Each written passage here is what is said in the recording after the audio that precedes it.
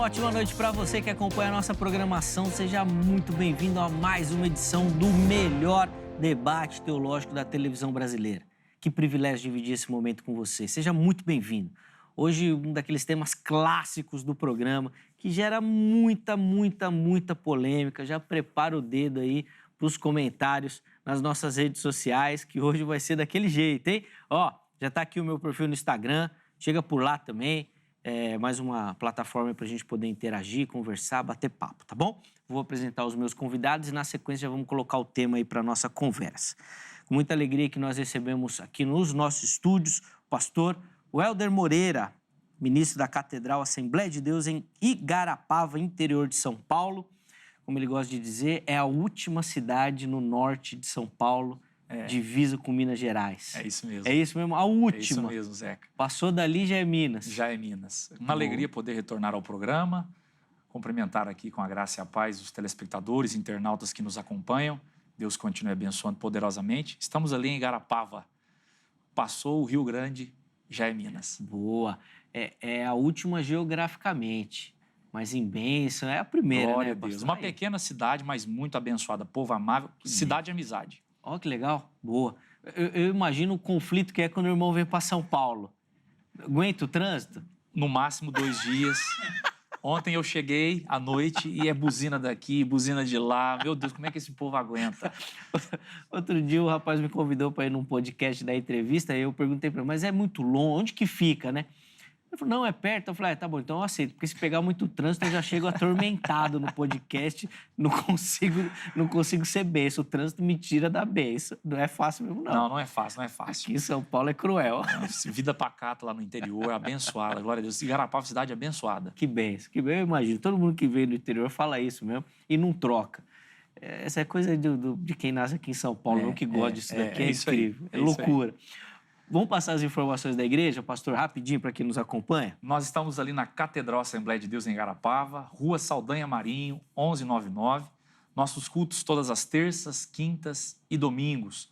As terças-feiras, culto de ensinamento. Domingo pela manhã nós temos Escola Bíblica Dominical, à noite, culto da família. Será uma alegria receber você, passando por aquela região, ou você mesmo de Igarapava que está nos assistindo. Perfeito, também o pessoal pode nos encontrar aí pelas redes sociais, Sim. O meu Instagram está aí. Quem quiser acompanhar conteúdo aí teológico, abençoador, nos acompanhe. Isso, tem lá, chega por lá, é benção. O pastor Helder posta e coloca bastante informação lá. É bem movimentado o Instagram dele, vale a pena você chegar por lá também. Aliás, vai ser o canal para você mandar uma mensagem para ele, se você tiver interesse aqui nesse material. Ele vai comentar um pouquinho para a gente. Por favor, pastor. Esse é o meu mais novo livro, Zeca, Descortinando a Cultura do Messias, os bastidores histórico-culturais dos evangelhos.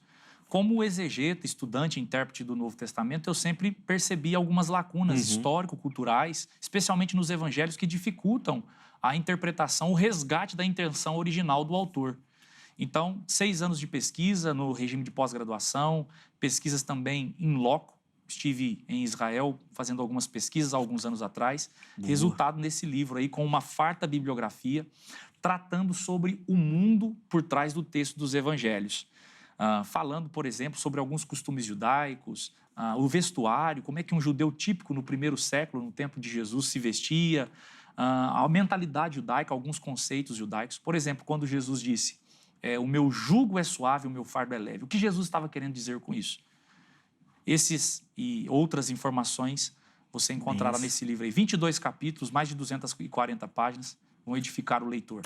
Ferramenta exegética para quem deseja interpretar as Escrituras. Fundamental. Inclusive, isso aqui é meu, não vou passar a bola para ninguém. Esse aqui eu vou levar para casa para poder estudar também. E o pastor Helder falou aqui de Israel.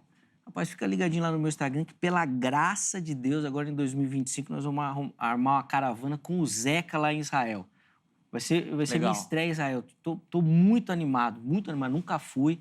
E tô com uma parceria aí com uma agência, vai ser benção. Fica ligadinho que você vai comigo também, nós vamos desbravar essa aventura aí que vai ser benção e edificar nossas vidas. Irmão, obrigado pelo carinho. Eu que agradeço. Obrigado, Deus continue abençoando sua vida. E nós temos também o privilégio, já ia passar Tô tão acostumado, né? Já ia falar, Clinton, agora é sua vez de falar. Não, mas não é. Quem está aqui com a gente hoje é o reverendo Clinton Ramachotti, que é ministro da Igreja Batista em Moraes Prado.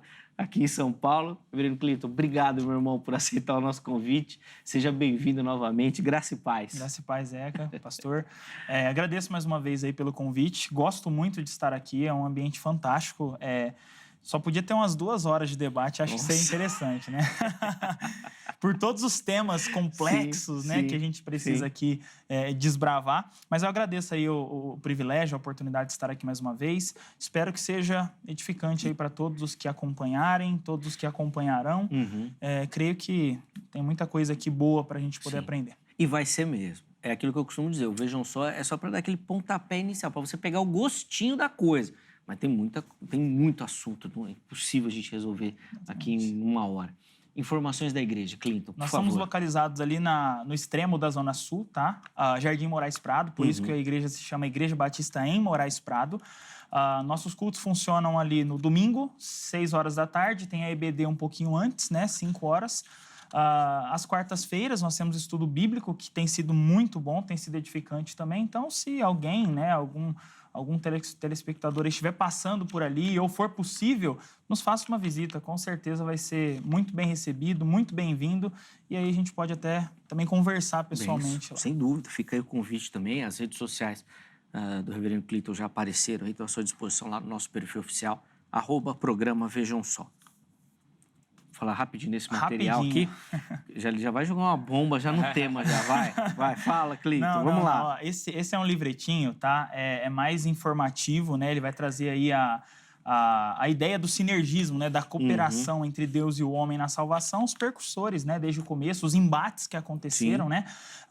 Se eu pudesse distribuir esse livreto aí de graça para todo mundo, eu distribuiria, porque minha intenção realmente não é vender esse livro, né? Eu tenho outros livros também, mas esse em específico, inclusive tem até disponível em PDF, gratuito. Legal. Quem quiser também, na Amazon, R$ 1,99 o preço dele, pode também adquirir por lá, por Kindle. Então, assim, é mais assim, sobre o tema, né? Certo. Sinergismo, né? E aí historicamente, os embates que aconteceram. Nós temos ali Pelágio no começo, nós temos também, mais pra frente, Martinho Lutero, Erasmo de Roterdã, enfim, John Wesley, George Whitefield, e hoje em dia, a mesmíssima coisa também. Boa, tá aí, ó.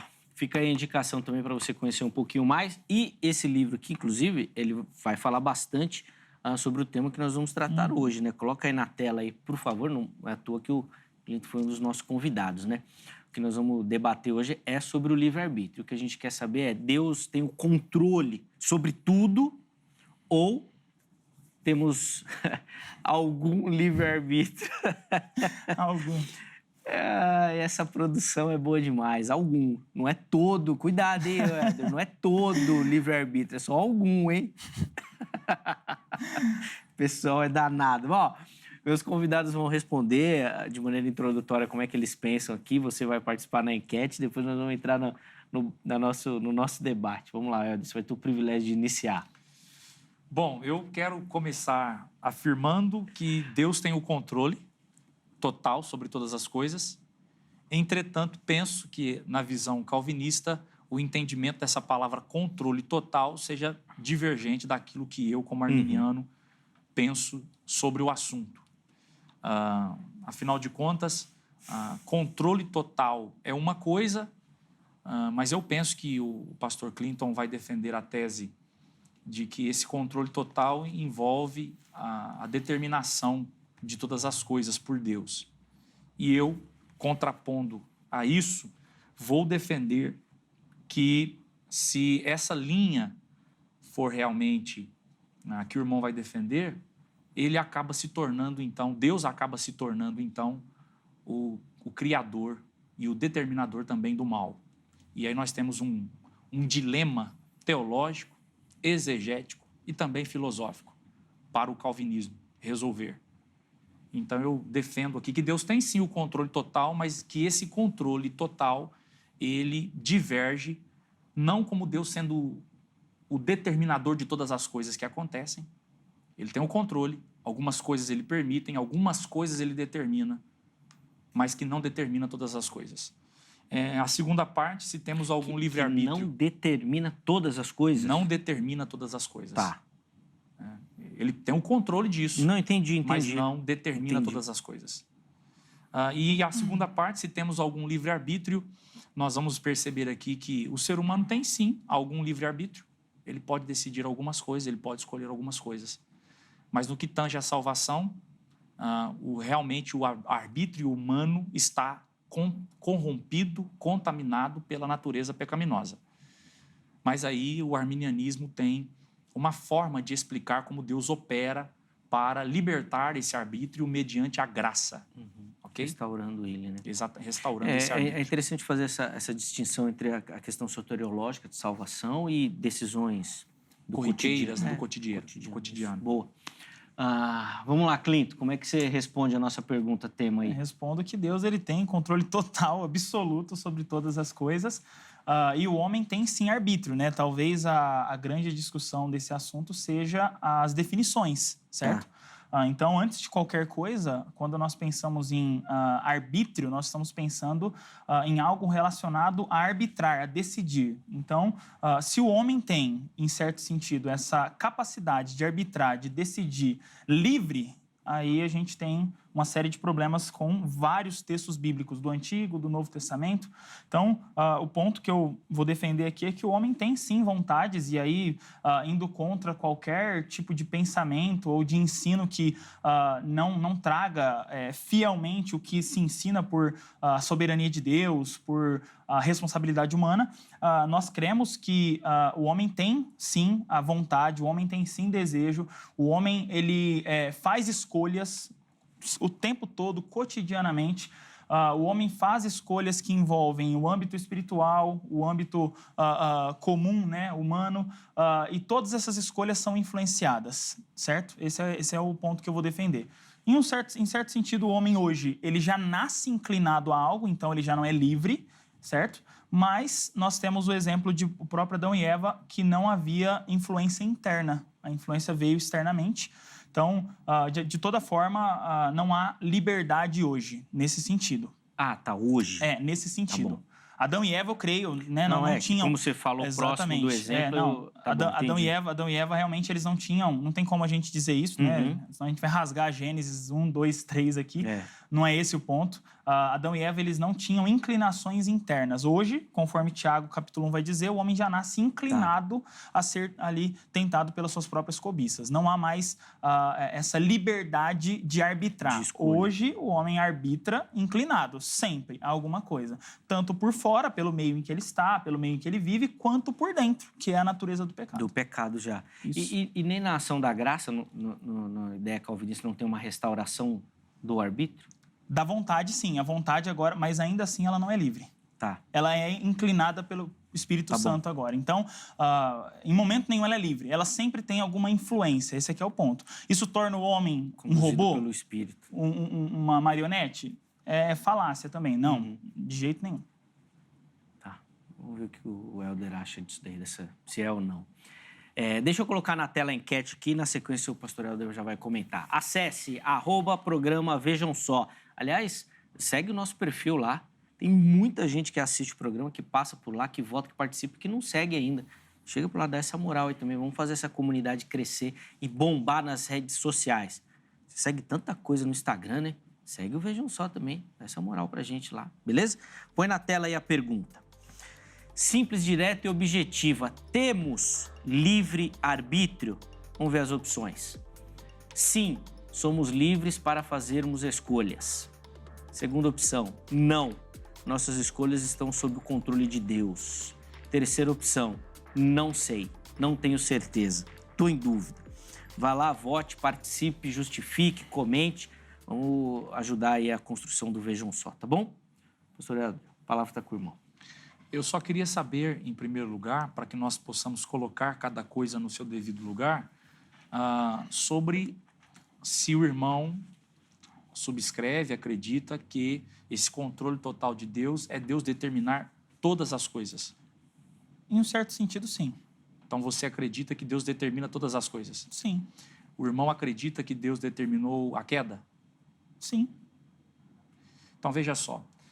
Aí nós temos um grande problema. Se Deus determinou todas as coisas, inclusive o pecado, a queda, então Deus é, direta ou indiretamente, o autor do mal. E aí nós vamos cair nesse dilema, como eu mencionei no princípio, um dilema exegético, teológico e filosófico.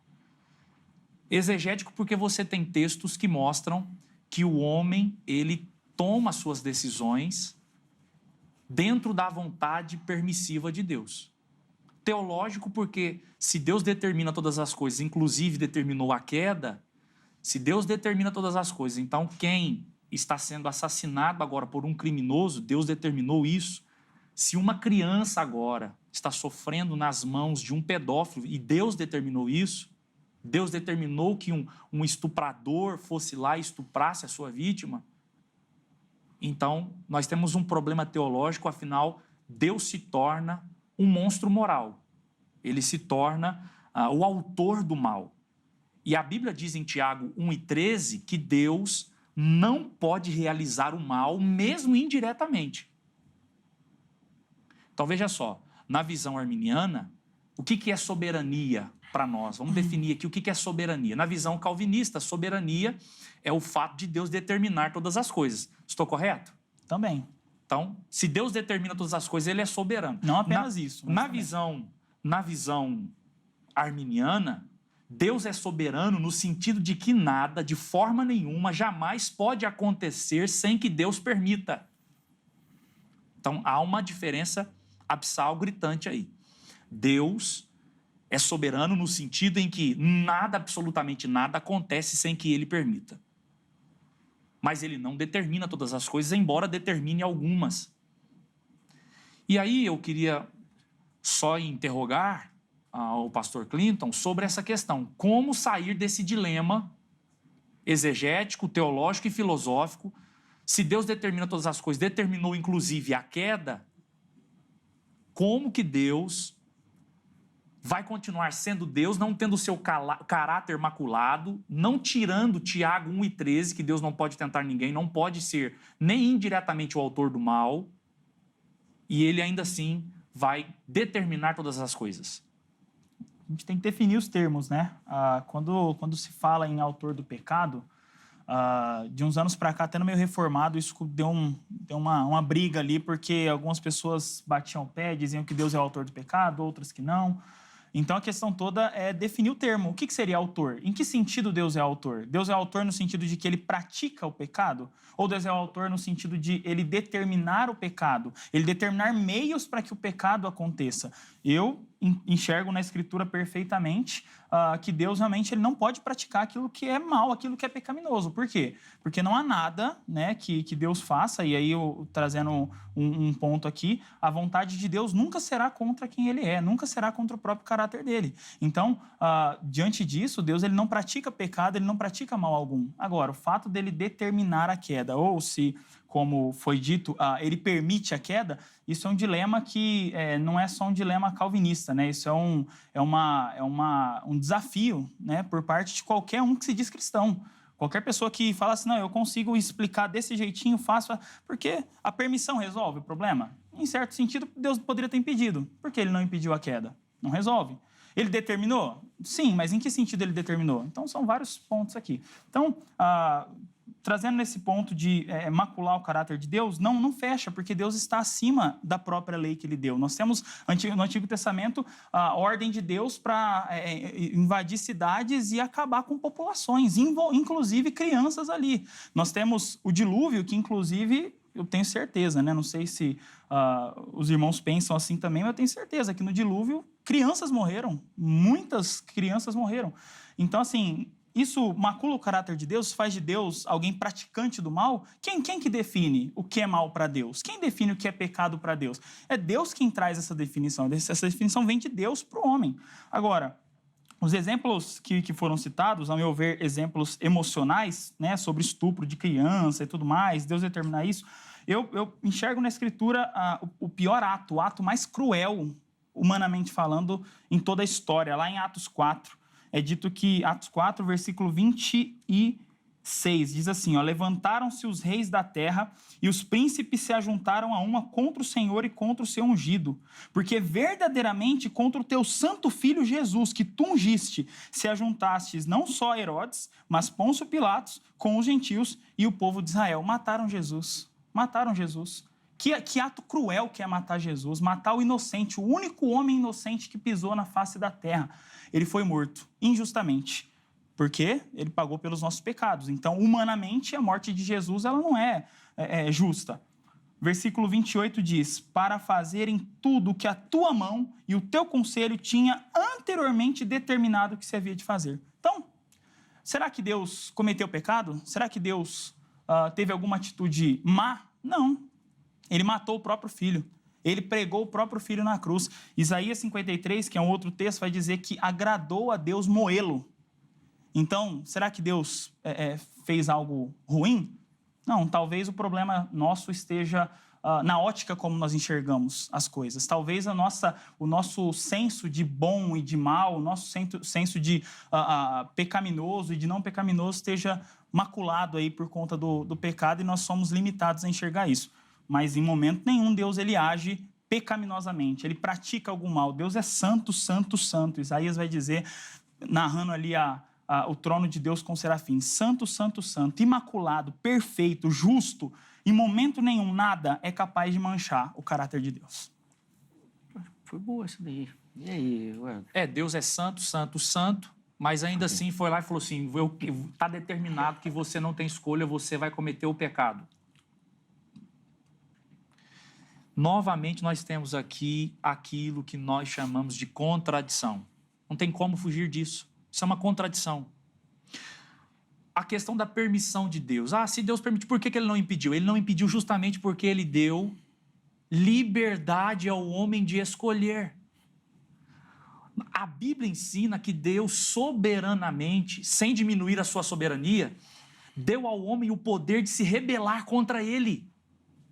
Assim, o pecado é responsabilidade somente do homem, pela sua livre escolha. Não pelo decreto de Deus. Porque senão nós vamos voltar aqui. Pode tentar armar explicação, porque assim, vai andar em círculo. Vai falar, mas vai cair nesse imbróglio novamente, nesse dilema. Deus determinou a queda? Deus determinou a queda. O pecado que está acontecendo agora por alguém, a maldade que alguém está praticando contra outra pessoa, foi determinado por Deus? É uma pergunta. Deus, ele determinou todas as coisas. Então, se Deus determinou isso, quem é que está praticando o mal? Direto ou indiretamente? Não. Indiretamente, quem é que está praticando o mal? Não. Se Deus determinou, você não tem escolha, isso aqui você vai fazer. Deus não está pegando a mãozinha do pecador e fazendo ele fazer. O pecador é quem está fazendo isso. Por isso que a responsabilidade é do homem, é do pecador. Mesmo Deus tendo decretado isso? Olha o texto de Atos 4. Quem crucificou Jesus? Então, presta atenção aqui. Vamos chegar nesse texto de Atos 4 aqui. Deixa eu explicar isso aqui. É importante a gente compreender isso aqui. O arminiano, eu sabia que o irmão iria mencionar isso aí e também pensei que o irmão iria citar José. A crucificação de Jesus e a ação de José, dos irmãos de José, contra José. A gente precisa entender o seguinte, que Deus ele previu e permitiu que pessoas pecaminosas fizessem tais coisas, pois ele viu o bem que poderia realizar através dessas maldades. O que o texto está dizendo em Atos 4 é que a morte de Jesus estava determinada. Jesus morreria, mas não foi Jesus, não foi o Pai que foi lá e fez os homens baterem o prego nas mãos de Jesus. Uma coisa é Deus prever e enxergar a partir daquilo benefícios que isso produzirá e permitir aquilo acontecer. Outra coisa é Deus determinar que você pegue uma arma e atire contra alguém. No caso de Jesus, não, né? Aí é um plano mesmo, uma determinação. No caso de Jesus... Que Jesus morreria. Tá, não o método, você fala. Né? Não, o método pode ter o sido... método poderia sim, a morte de cruz, mas a forma que que Deus determinou que os homens iriam lá e fazer aquilo, isso é escolha deles. Absolutamente escolha deles, porque senão Deus é o autor do mal. Não, entendi. O soldado, por exemplo, poderia ter falado, não, eu não vou fazer isso. Exatamente, exatamente. Tá bom. Bem como os judeus também. Agora entendi, perfeito. E da mesma forma, Os demais exemplos que os calvinistas usam, como, por exemplo, o caso que eu citei aqui lá de Gênesis, né, no capítulo 50. De José, os irmãos de José. Que eles tinham a possibilidade e eles escolheram, porque senão nós vamos cair. Não tem como sair desse dilema, não há explicação. Não há explicação para sair desse dilema. Nessa perspectiva, se Deus determina todas as coisas, isso aí é o determinismo, né? Uhum. E agora você tem, ele citou no início, tem o determinismo ultra. Alguns calvinistas extremados, o calvinismo extremado, que tem esse determinismo rígido. Me parece que era isso que o próprio Calvino também era. Afinal de contas, eu quero fazer uma citação aqui das Institutas. Isso, cita e a gente... E eu já passo a bola para ele. Por favor. As Institutas, livro 1, parágrafo 17, 5. Está escrito assim, ó. Os crimes não são cometidos senão pela administração de Deus. E eu concedo mais. Os ladrões e os homicidas e os demais malfeitores são instrumentos da divina providência, dos quais o próprio Senhor se utiliza para executar os juízos que ele mesmo determinou. Nego, no entanto, que daí se deva permitir-lhes qualquer excusa por seus maus feitos. Só para passar a bola para ele lá, o que Calvino está dizendo? Deus determinou que o homicida fosse lá e matasse, o ladrão fosse lá e roubasse, só que Deus olha e fala assim, você é o culpado. Eu determinei que você fizesse, mas você é o culpado. Vamos lá, Clinton, para Isso aí, na verdade, é o que o texto diz, né? Eu até li o texto de Atos aqui, porque é muito claro, né? Quem é o culpado pela morte de Jesus? Quem que matou Jesus? A gente vê aqui, segundo Atos, segundo os relatos do Evangelho, que quem matou Jesus foram, como está dizendo aqui, não só Herodes, mas Pôncio Pilatos, os gentios, o povo de Israel, eles são culpados por matar Jesus. Se fosse hoje, e alguém viesse aqui e me matasse, quem é o culpado? Essa pessoa que veio aqui e me matou. O ponto todo é que, em última instância, segundo o texto bíblico, segundo outros textos bíblicos também, isso só aconteceu porque Deus planejou que isso acontecesse. E aí, é claro, né, você mencionou sobre a forma como isso aconteceu. Jesus morreu exatamente do jeito que o Pai, lá na eternidade, determinou que isso aconteceria.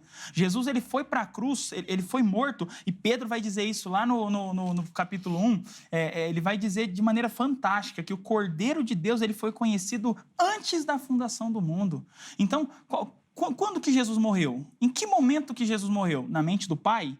Lá na eternidade, conforme é dito aqui. Mas isso aconteceu no tempo, no momento em que Jesus estava aqui, para fazerem tudo que a tua mão e o teu conselho tinham anteriormente, na eternidade passada, determinado que se havia de fazer. E eu quero citar um outro exemplo aqui, só para fechar. Se os pecadores estão aí cometendo os seus pecados livres por si mesmos, né?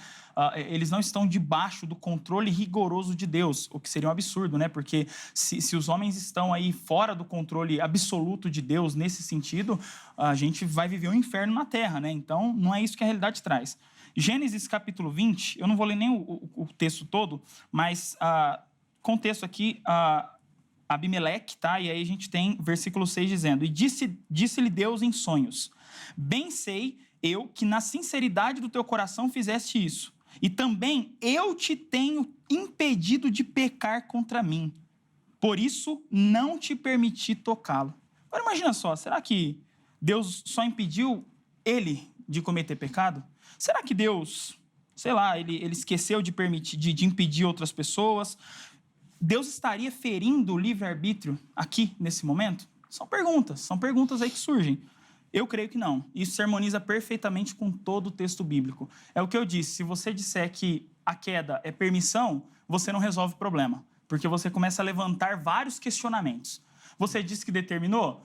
A mesma coisa, outros questionamentos surgem. Eu entendo pela Escritura que isso aconteceu. Agora, eu não defendo isso cegamente. Eu vejo que a Escritura nos traz aqui as verdades de que Deus fez isso, Deus decretou, mas o homem praticou e ele é o responsável, ele é o culpado. Não tem como eu negar isso. Boa. As perguntas vão ficar para o próximo bloco. Tá? A gente já volta com o Foram mais retóricas, tá? Mas se ele quiser responder, não tem problema. Então tá bom. Então esquece a pergunta e vai no comentário. Só para não... E vai no comentário. Nós vamos para o intervalo rapidinho. Na sequência, a gente volta aqui para falar mais sobre essa questão filosófica super intrigante aí, que você viu que tem outros pontos surgidos aí durante a nossa conversa. Telefone da grade na tela, código 11-3115-0819, Academia Teológica da Graça de Deus venha você também fazer parte do time da grade para estudar teologia, para estudar as escrituras sagradas, para se preparar para o trabalho ministerial, para você poder realmente capacitado trabalhar no reino de Deus. Código 11, porque o telefone é aqui de São Paulo, 3115-0819. Aproveite esse momento do ano, liga lá na grade e já se prepara, já faz sua matrícula para começar 2025 estudando, tá bom? Além disso, as redes sociais da HIT aqui para você também, vem conhecer a nossa programação, muito conteúdo, informação, jornalismo, programas infantis, de clipe, tem muita coisa aqui na HIT, tá? Vem conhecer o nosso conteúdo. Intervalo rápido, Vejam Só vai, na sequência nós já estaremos de volta.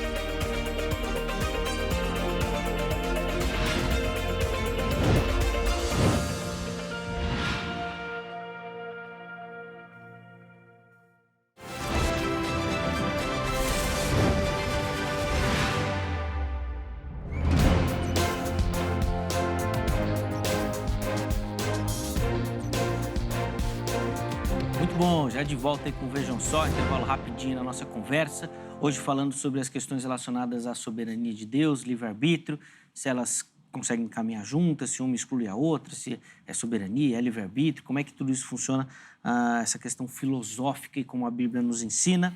Pastor Welder Moreira, reverendo Clinton Ramachotti, dando as suas observações e contribuições. Nós encerramos o bloco com a fala do reverendo Clinton.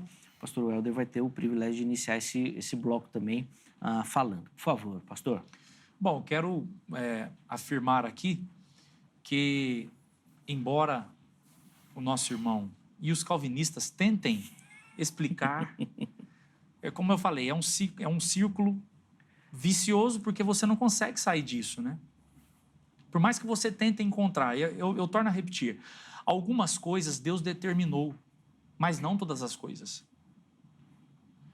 E soberania é justamente isso, é o fato de Deus ter o controle disso, mas não determinar todas as coisas. Não acontece absolutamente nada que Deus não venha permitir. Agora, determinar faz Deus justamente o autor do mal.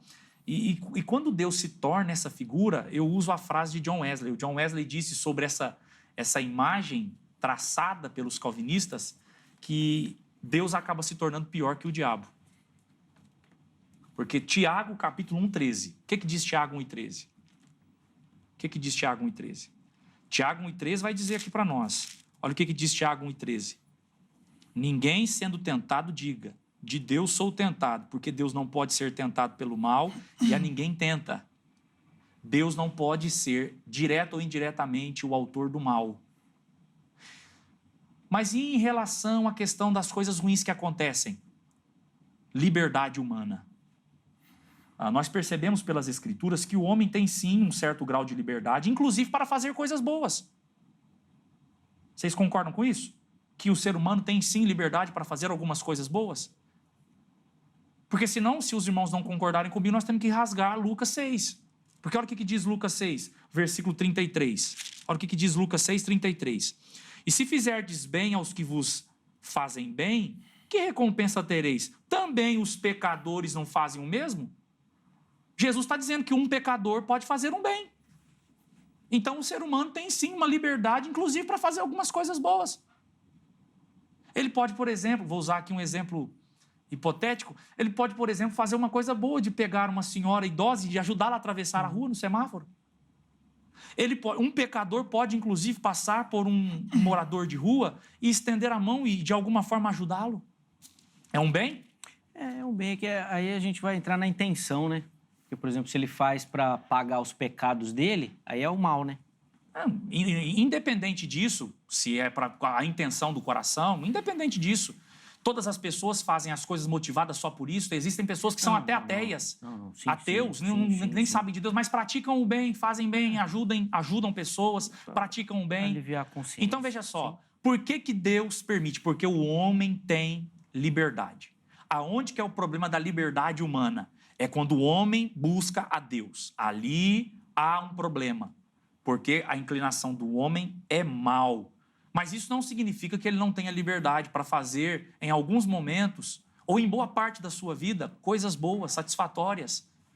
Então, por que coisas ruins acontecem se Deus determinou tudo? Ora, é um pensamento lógico. Eu queria convidar os telespectadores, os internautas que me acompanham agora, para exercer o básico de um raciocínio lógico. Ora, se Deus determina todas as coisas, então alguém que está sendo morto agora, assassinado agora, estuprado agora, violentado agora, foi uma determinação de Deus. É Deus dizendo, eu determino que você faça isso, mas a culpa é inteiramente sua.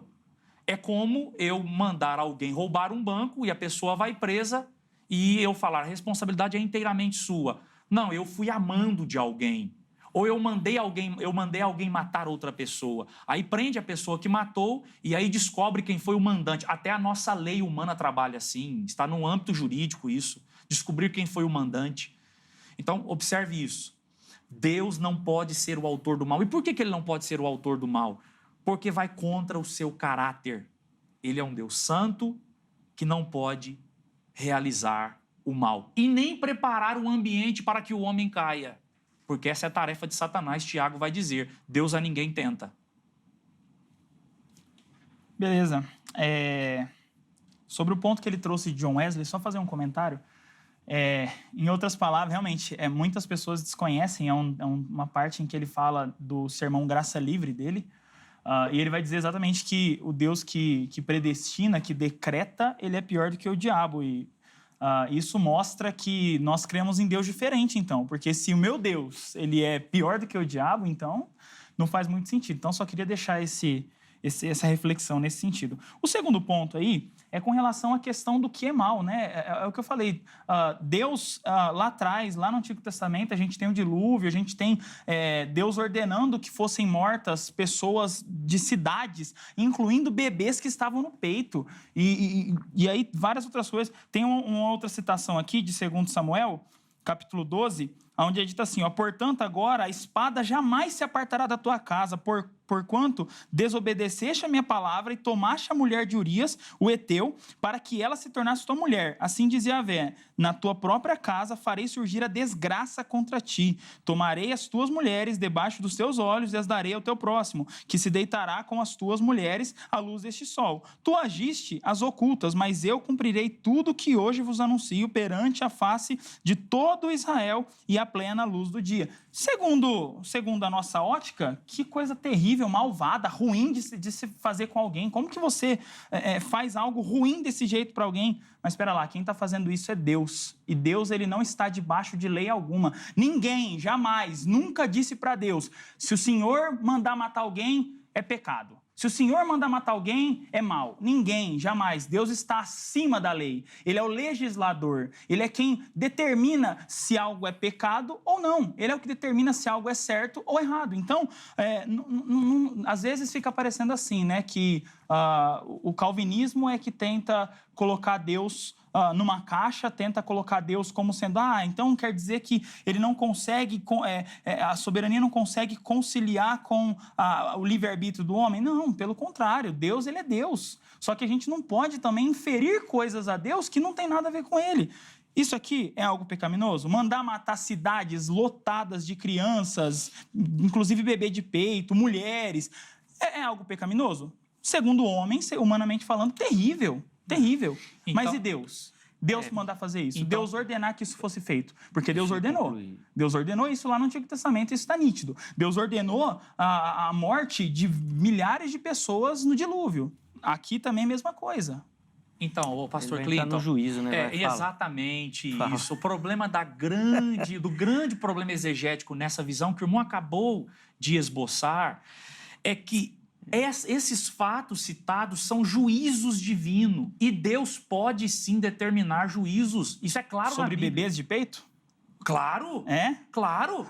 Entendi. Juízo. Entendi. Sobre todos, sobre algumas nações, como aconteceu, como o texto que Mas aí agora eu vou defender o lado arminiano. Só para mim não perder o raciocínio, deixa eu terminar.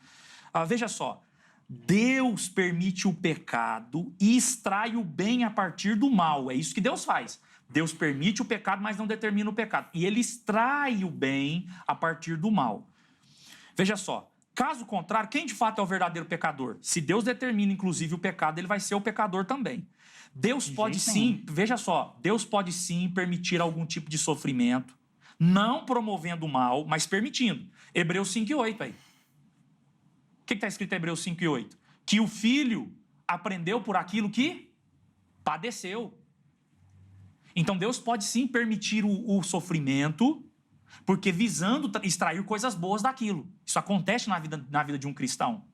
Agora, Deus também exerce juízo. Esses casos que o irmão citou são juízo divino. O dilúvio é juízo divino. Esse texto que o irmão leu é juízo divino. Como sair desse imbróglio? Mas e o bebê? Qual é o juízo sobre o bebê? O que o bebê fez para poder cometer o pecado, para poder receber o juízo? Juízo sobre a nação. Mas o que o bebê tem a ver? Incluindo todos, incluindo toda a descendência. Pois é. E o irmão sabe, eu acredito que o irmão, como reformado, também defende a salvação dos infantes. Então, embora eles tenham morrido dessa forma, a salvação deles estava garantida. Mas o ponto a questão aí não é um problema do pecado. Então nós vamos mandar matar todos os bebês, porque está garantida a salvação deles. Não. É juízo divino. Não, jamais. Juízo divino. Segundo a lógica. Você não defende, então? Você não é da classe dos reformados que defende a salvação dos infantes? O assunto não é a salvação, o assunto é o ato de Deus. Então veja só, exatamente.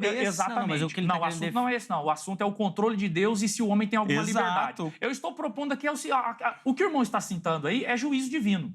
Isso. E na visão dele, os infantes já estavam garantidos. Exatamente, resguardados. Então tudo bem matar eles.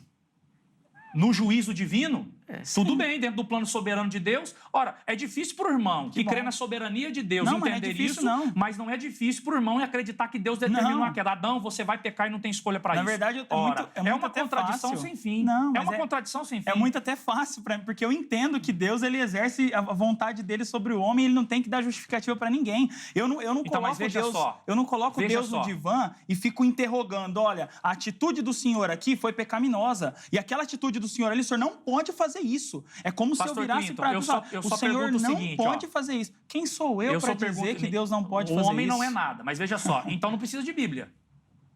Vamos rasgar a Bíblia. Mas qual que é a relação de uma coisa com a outra? Qual é a revelação que nós temos de Deus? O que nós conhecemos de Deus, conhecemos a partir da revelação geral e do quê? A revelação da palavra, especial. Sim. Então, se Deus está acima de tudo e a gente não pode questionar, então não precisa de Bíblia. Não, cada um vai viver. Eu não posso só colocar Deus no divã. Veja só, ninguém está colocando Deus no divã, não. A questão é o seguinte, ó. Réu. A questão é o seguinte, eu quero só que o irmão me responda esse pensamento, essa questão. Deus é justo? Deus é justo? Você sabe a resposta, claro. Deus é justo. Sim. Deus é santo? Eu já afirmei isso 3 vezes Deus pode ser o autor do mal? Depende de como você define autor. Ou mal. Ou mal, exato. Deus pode pecar? Claro que não.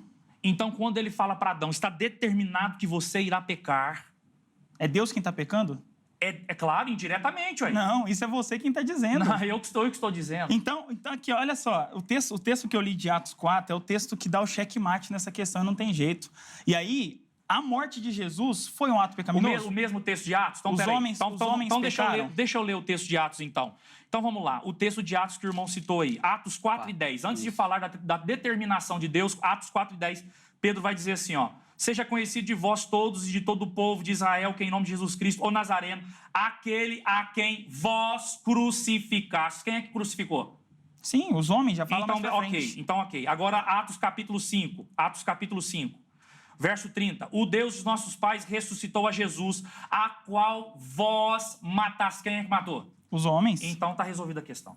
Está resolvida a questão, só que aí nós vamos lá para Isaías 53 e vemos lá dito claramente que Deus se agradou em moê-lo. Veja só, Deus a palavra é quem grega, se agradou em fazer aquilo que foi feito com Jesus. Jesus estava determinada, nisso nós concordamos. Mas foi justa a morte de Jesus, humanamente falando? Não estou falando de justiça. Então Deus praticou algo. Foi justa sim, porque para cumprir a justiça de Deus... Mas qual pecado Jesus cometeu? Nenhum, ele assumiu o pecado dos homens. Exato, então... Ele assumiu o pecado dos homens, ele carregou todas as culpas. Agora, foi justo sim. Matar o inocente é o quê?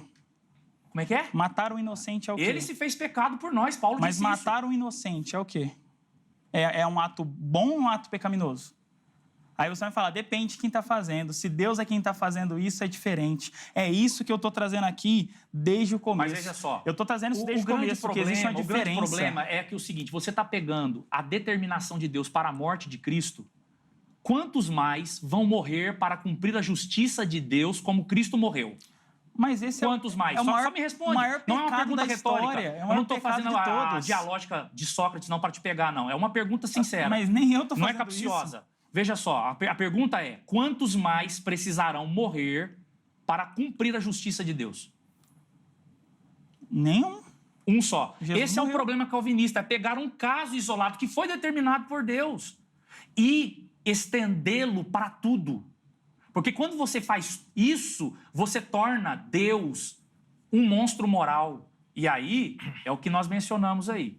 O John Wesley, ele não tá errado em dizer, não, que esse Deus, essa caricatura de Deus, ele é pior que o diabo. De jeito nenhum. Porque ele que determina que o homem vai pecar e depois ele fala assim, a responsabilidade é inteiramente de sua. jeito nenhum. Você vai fazer, não terá escolha e a responsabilidade, a culpa será extremamente Mas, meu sua. querido, a questão toda é que Deus ele matou o único homem inocente que pisou na face da terra. Eu tô maluco em pensar que é o pecado mais escandaloso da história, pior assim, porque no sentido de matar o inocente. Aqueles homens que pregaram Jesus, não foi o maior pecado, se a gente pode dizer assim? Mataram Jesus, mataram o Filho unigênito de Deus, mataram o Rei da Glória, mataram aquele que nunca pecou. Isso não é pecado? Claro, esses homens cometeram pecado. E aí, Zé, eu posso só fazer um último comentário aqui? Eu prometo que eu vou ser bem rápido. Então, como que faz para conciliar só isso? Eu só quero entender esse ponto. Como que faz para conciliar Deus determinando o pecado sem ser, então, esse monstro moral? Não é Deus quem pratica. O homem é quem praticou. Eu já repeti 30 vezes aqui. Sem escolha. O homem praticou sem escolha. Não, ele quis. Os homens quiseram. Os homens quiseram. Deus não pegou a mãozinha do homem assim e levou ele a fazer, não. Acho que dá para dizer que Os ele homens na quiseram. igual de Faraó, né? Endureceu ou já era duro? Vamos para outro. Aproveitou a dureza para fazer. Deixa o Faraó em off. Vamos lá para a história de Senaqueribe. Vamos lá? Olha só, bem rápido. É rápido Muito, porque muito. Já estamos logo nos comentários. Só vou ler o finais. versículo 10:37 aqui, ó. Mas você não sabe, eu decidi tudo isso há muito tempo. Planejei essas coisas no passado distante e agora as realizo. Planejei que você transformaria cidades fortificadas em montes de escombros.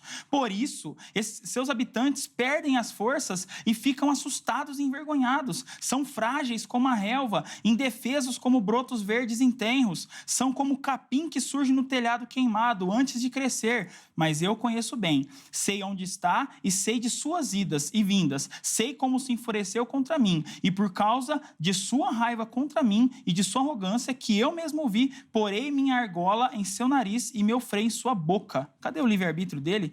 Eu o farei voltar pelo mesmo caminho de onde veio. Eu planejei, eu decidi. Olha só as palavras que são usadas aqui. Então... Só queria deixar esse versículo. Então, mas aí novamente uma contradição. O homem tem ou não tem livre-arbítrio? O irmão disse no início que tem. Agora o irmão acabou de dizer que não tem arbítrio. Eu disse que tem arbítrio, mas nunca é livre. Você ouviu desde o começo isso. Então me perdoa. Que em momento nenhum eu falei de livre-arbítrio. Não tô querendo pegar o irmão, não. Eu falei que o homem tem arbítrio, mas ele nunca é livre. Ele sempre é influenciado por algum lado. Entendi. Agora veja só. Não, 30 segundinhos que nós temos que ir para as conclusões finais. Veja só. Mas já? Pastor Clinton. Deus determina algumas coisas, não todas. Esse pode ser um caso que Deus determinou, porque Deus tinha planos soberanos para a nação de Israel, visando a manifestação do Messias no futuro. Agora, o grande problema calvinista é esse, é estender algumas coisas determinadas por Deus para tudo. E aí você tem um grande problema. Para finalizar, Tiago 4:1. De onde vêm as guerras e pelejas entre vós? De onde vem? É Deus quem determina? É Deus que faz tudo? Porventura não vem disto a saber de vossos deleites que nos vossos membros guerreiam? Ou seja, as guerras e as contendas para Tiago não vêm de Deus. Vêm das paixões que guerreiam dentro de nós. Isto é, da nossa carne, da natureza do próprio ser humano. Então, Deus não é o culpado. Nós vamos precisar encerrar. 3 minutos para as considerações finais. Já para acabar, já? Já para acabar. Rapaz, mas que isso. Nós vamos estourar o bloco. Então tá, então. Clinton começa e o pastor Helder finaliza o programa. Nesse ponto sobre a questão do livre-arbítrio, eu, como cristão, louvo a Deus por ele não ter me deixado à deriva, por não ter me deixado... de acordo com o meu livre-arbítrio, porque com certeza isso aí os próprios incrédulos na internet brincam, né?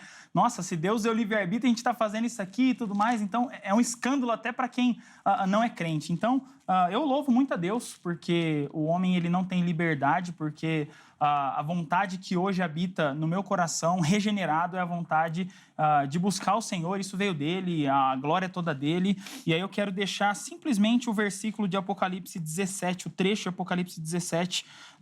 Queria ler ele todo, né? Porque é muito bom, mas do versículo 12 em diante. Os 10 chifres que viste são 10 reis, que ainda não receberam reino, mas receberão poder como reis por 1 hora, juntamente com a besta. Estes têm o mesmo intento e entregarão seu poder e autoridade à besta. Estes combaterão contra o Cordeiro, e o Cordeiro os vencerá, porque é o Senhor dos senhores e o Rei dos reis. Vencerão os que estão com ele, chamados e eleitos e fiéis.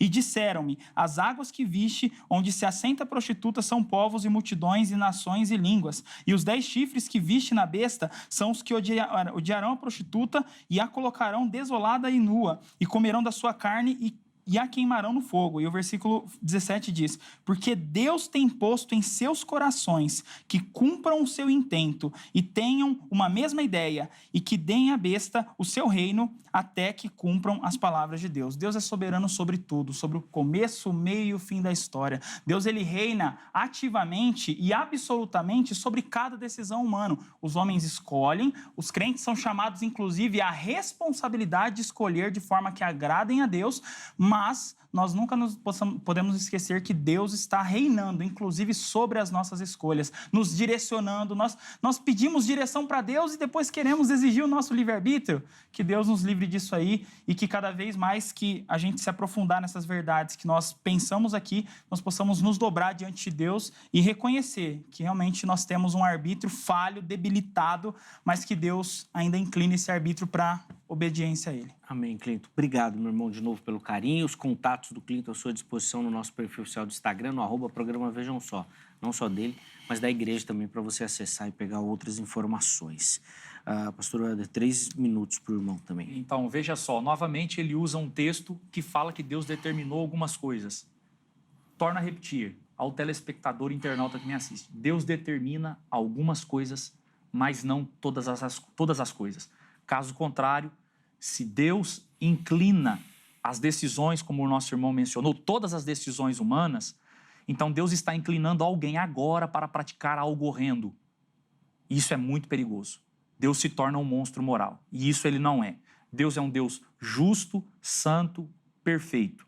A soberania de Deus não está acima da sua justiça e da sua santidade e dos demais atributos que ele possui. Só queria deixar um texto aqui, que está em Jeremias 19:5. Por que edificaram os altos de Baal para queimarem seus filhos em holocausto a Baal? O que nunca lhes ordenei, nem falei, nem subiu ao meu coração. Eu pergunto, se Deus determina todas as coisas, Deus então determinou que os israelitas, os judeus, queimassem os seus filhos em holocausto a Baal? Se o pastor Clinton afirmasse isso, então Deus estaria mentindo em sua própria palavra, porque Deus está dizendo: por que vocês edificaram os altos de Baal para queimarem seus filhos em holocausto a Baal, o que nunca lhes ordenei, nem falei, nem subiu ao meu coração? Ora, é por isso que nesse ponto o calvinismo é uma contradição. Eles não conseguem achar resposta para isso. Deus determina algumas coisas, mas não todas as coisas. Nós temos a nossa responsabilidade, a graça de Deus em relação às coisas espirituais a buscar a Deus. Se não for a graça de Deus, homem nenhum tem condições de fazê-lo. Então, a graça de Deus age nos capacitando para fazermos essas escolhas espirituais, para buscarmos a Deus. É a graça, não é a liberdade humana, não é no arbítrio liberto do homem. É a graça de Deus. Então, eu termino a minha fala aqui, Zeca, agradecendo a você, também ao pastor Clinton, embora a gente tenha divergências acaloradas, mas eu considero como irmão em Cristo, afinal, no essencial da salvação, como diz o apóstolo Paulo em Romanos 10, que se você crer no seu coração que Jesus ressuscitou dos mortos, morreu e ressuscitou dos mortos, então você será salvo. Eu acredito que o senhor crê que Jesus morreu e ressuscitou dos mortos para perdoar os nossos pecados. Então, no essencial, nós somos irmãos em Cristo. Amém. Obrigado, meu irmão, de novo pelo carinho, pela atenção com o Vejam Só. Leve o nosso abraço aos irmãos lá em Igarapava também. É sempre um privilégio recebê-lo aqui no Vejam Só. E os contatos do Pastor Áureo também à sua disposição no nosso perfil oficial do Instagram, @programa Vejam Só. Põe na tela o resultado da enquete para a gente encerrar o programa de hoje. Temos livre-arbítrio? Vamos ver como é que ficou? Sim, somos livres para fazermos escolhas, 54%. Não, nossas escolhas estão sob o controle de Deus, 43%. E o não sei, 3%. Já vi que daí as coisas já estão voltando ao normal aqui no Vejam Só já. Boa. Muito obrigado pelo Glória carinho. a Deus, como eu diria. Boa. Misericórdia. Boa. Muito obrigado pelo carinho, pela audiência. A edição de hoje fica por aqui, mas amanhã, se Deus permitir, nós estamos de volta com mais um Vejam Só. Um forte abraço e até a próxima.